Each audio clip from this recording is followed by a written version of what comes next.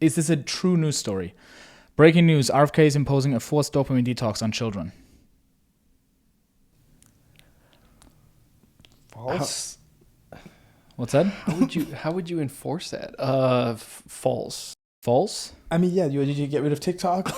False? False.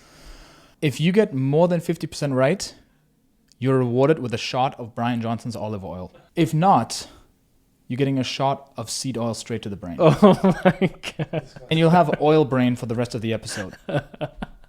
Driven fact check team came in, and it's confirmed. The cell phones also produce electromagnetic radiation, which has been shown to do neurological damage to kids when it's around them all day, and to cause cellular damage and even cancer. So, a cell phone use and social media use on the cell phone has been directly connected with depression, with poor performance in schools, with suicidal ideation, with substance abuse, and it's the other countries that have done this. The states that are doing this have found that it is a much healthier environment when kids are not using cell phones in schools. Mr. Secretary, you've talked And the about teachers loved it. I bet. Yeah, the parents do. So I see. I would actually agree with a dopamine detox. I think that'd be good. I just didn't understand how such a thing could be enforced. So Yeah, well, he's taking cell phones. He wants to take cell phones out of schools. So it's true. You guys, you missed that. Wow. So that's a loss. That was a trick question. You That's said a true headline. But that was a trick question. You obviously knew we would say we would answer it by saying it's not going to be enforced. Listen. You lost the game. This is You have more chances. That's why I hate being on this podcast. All right, you never know what you're going to get. We've fact checked every headline with the Driven Fact Checkers branch that we have recently launched in our company. Deal with it. Hate the player, not the game. I think that's a fair headline. I think I just kind of misinterpreted it. Yeah. See, Ownership. somebody taking responsibility. Thank you. You make me look Good. better. Yeah. All All right. I'm sorry. One thing he does talk about is that it's also been shown to just cause cellular damage and even cancer, and that's why a lot of people say this is bro science. What do you know about it? What have you learned? On, I guess, EMF, and is it causing cancer? I haven't dug into that a lot. I want to say that cell phone use was associated with glioblastomas. I might have seen a paper on that before, but I don't know enough about it to be able to say anything that useful. So, A friend of ours had a brain tumor, and he's into all of that sort of stuff. He survived brain cancer, and he said that as a teenager he was spending tons of time on his phone, just like talking to girls and girlfriends, and just spend a lot of time on his phone. He's just like, okay, keep me away from that stuff. But one thing on that is I have heard the argument that AirPods are really bad because it basically. I just bought AirPods. Oh my bad, because I thought it wasn't so. Dude, they're $200. You're gonna take that away from me now? I'm sorry, man. All right, skip into the next one. But basically, it creates the EMF field. It's going between the two pods, so you basically placed your brain right in between the strongest point of EMF radiation. It's I guess a way you could think about it is there's some suspicion that holding your phone to your head like this is bad. So then imagine if you're doing like this at all times. And yeah, that's, again, I'd have to dig into the details, but I thought that was an interesting point. People would get EMF meters, place it between the AirPods, they place it next to the AirPods, and then between it, and it would just go haywire. Oh God. I remember Elon Musk saying in some interview, hey, this you can strap a bunch of phones, duct tape into your head. It's not going to make a difference. Okay. And he's launching Neuralink, literally technology straight into the brain. So there's always biases.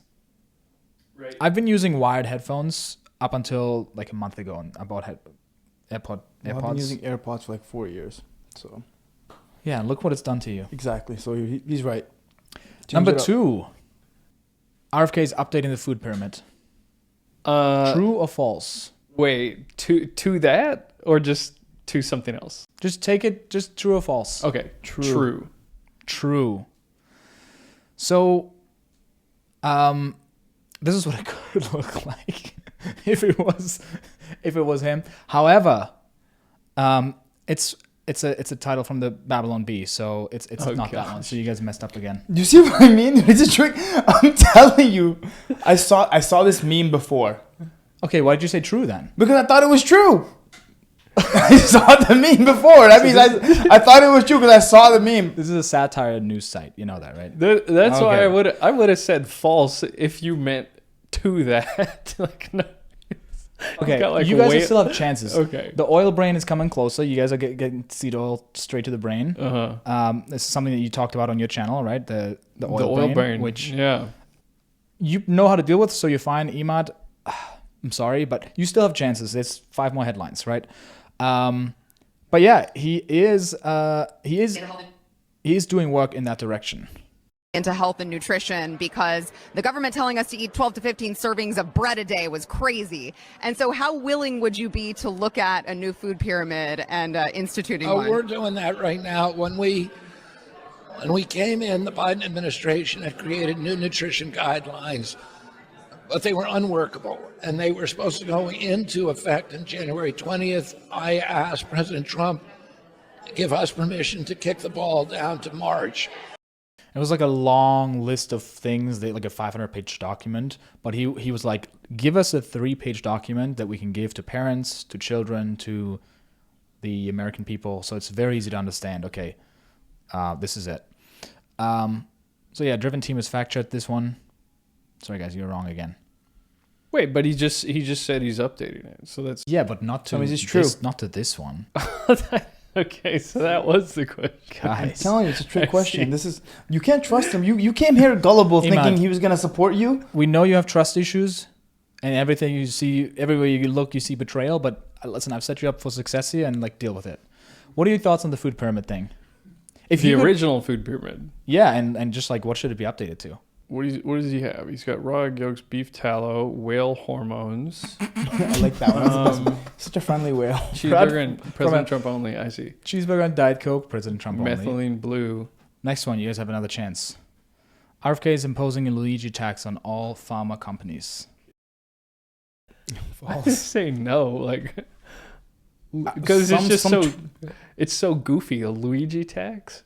Dude, there is some twisted way where he'll find a way to make this true. He is working on pretty much defunding the news by proposing to ban TV advertising for Big Pharma, which is only allowed in the US and New Zealand. And this could literally Wait a minute, what? You can't do Big Pharma ads? Billions of dollars go to TV advertising from Big Pharma. It's the biggest customer of these. And so here's someone who did a breakdown of it actually. In practice, this could theoretically shut down MSNBC and CNN. Fox has a little more cushion, but they too will lose roughly 10% of all their revenue. They make about $1 billion a year and $100 million roughly from pharma health advertisers. That would put them in massive trouble. Of course, other companies would fill the ad gap. Insurance companies, tech companies, car brands, beer companies, all of them. But none pay as well as Big Pharma. So your nightly news might get more Geico and less Lipitor. Or maybe we'll get lucky and they'll bring back Kendall Jenner so she can solve racism. Love it.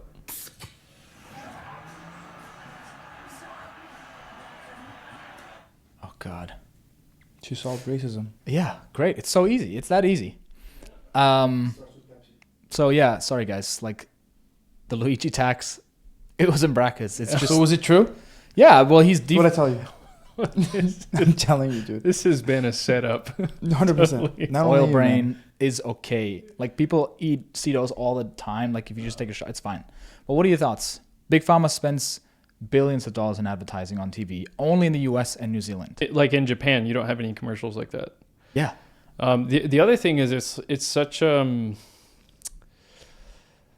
it's so tricky because technically all the information is presented, but it's a really good explanation of human behavior and what kind of marketing works, because they'll associate the efficacy of the drug with some kind of nice, beautiful scene on TV. The imagery. And then at the end, it's like the side effects are read out in the driest way. Yeah. Causes dry mouth, diarrhea, diabetes, death, just Are you experiencing depression? Well, if you buy this, you'll experience even more.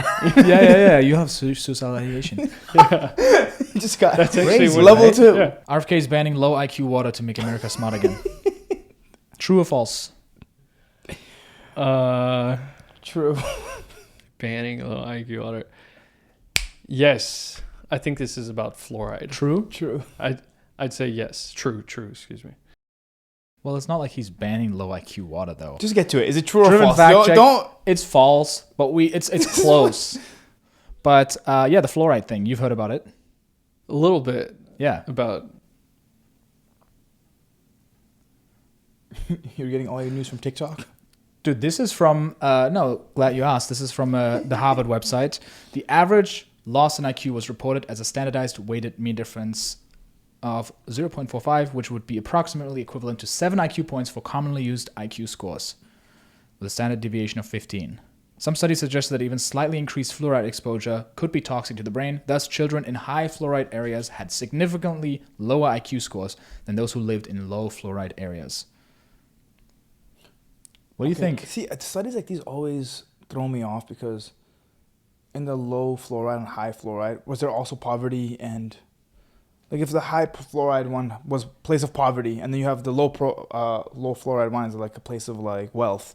I mean, duh. Yeah, it's not causation, correlation. Good point. What do you? Yeah. You've looked at a lot of studies. You're very research heavy in your podcast.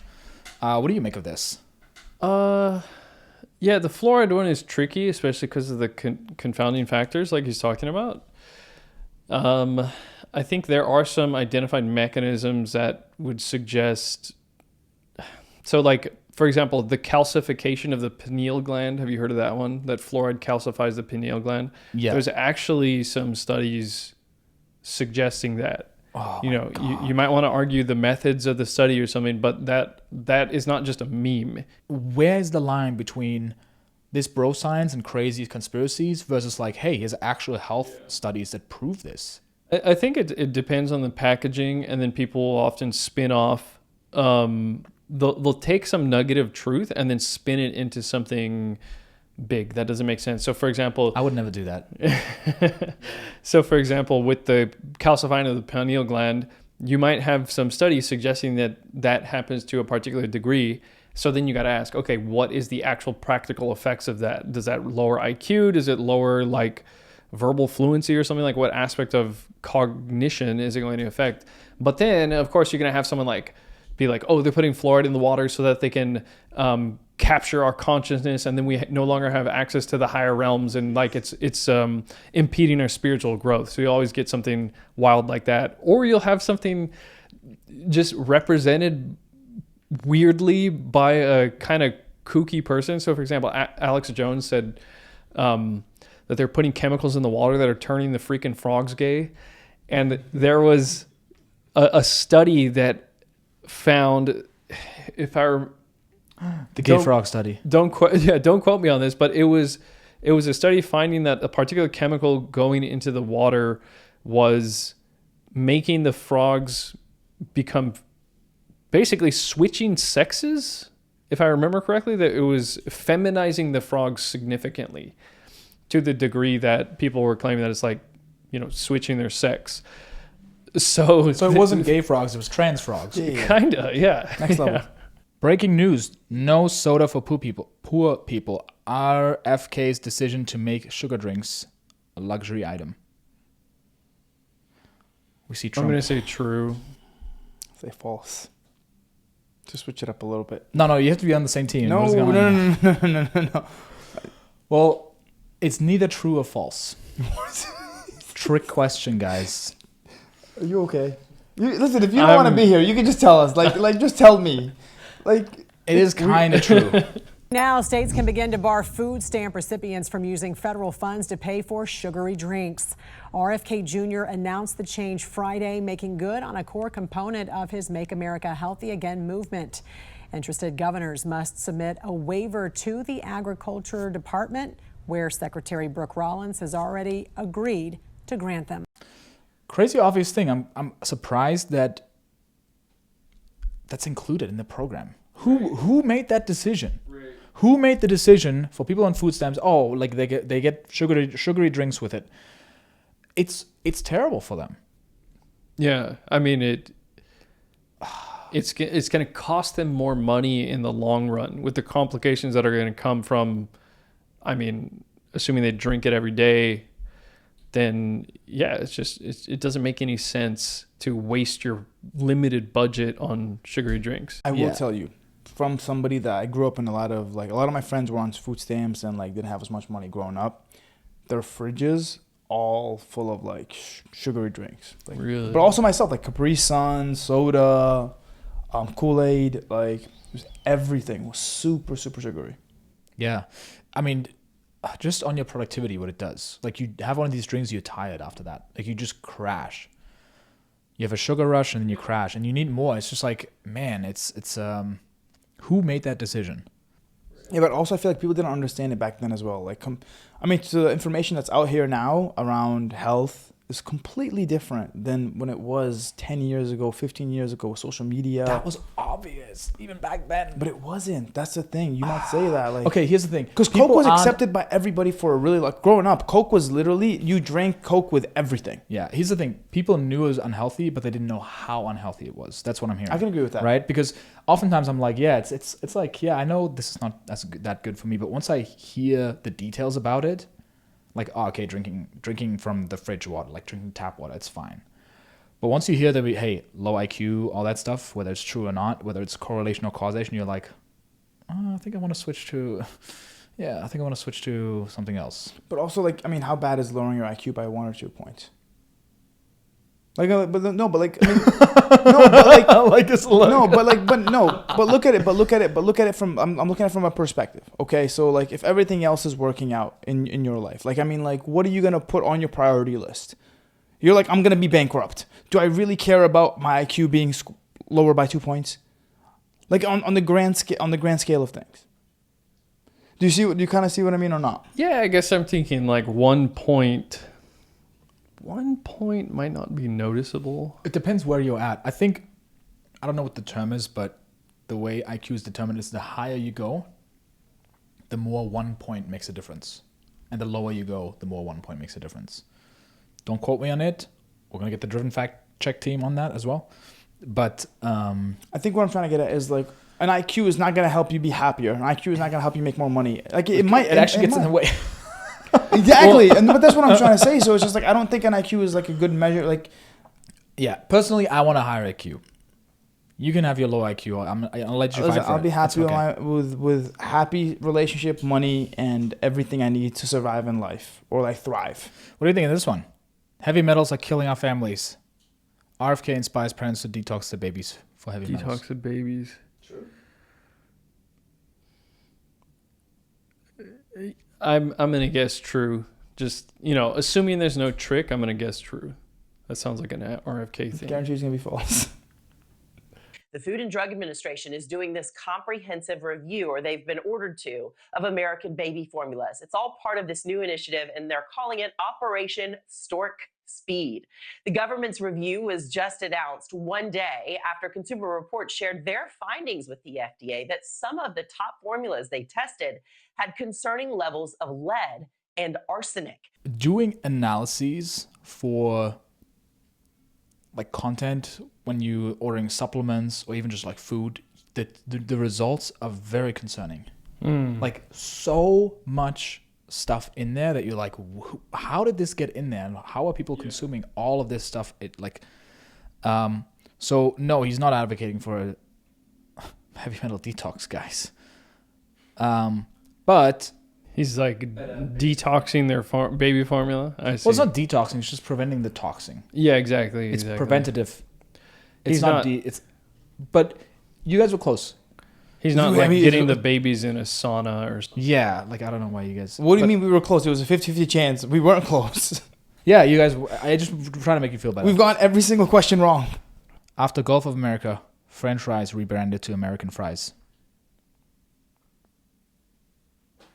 True. Why not? True. Yeah. I wouldn't be surprised. You must have seen this, right? RFK Jr. shocked many when he sat down for a meal with Fox's Sean Hannity. The pair dined at fast food chain Steak and Shake, eating burgers and fries in a bid to highlight the chain's switch to frying their food in beef tallow, which is a healthier alternative to traditionally used seed oils. Do you think that makes a big difference? So, sorry guys, that was also false. They didn't rebrand it, but they're cooking it in beef. They're frying it in beef tallow now. Do you think that makes a big difference?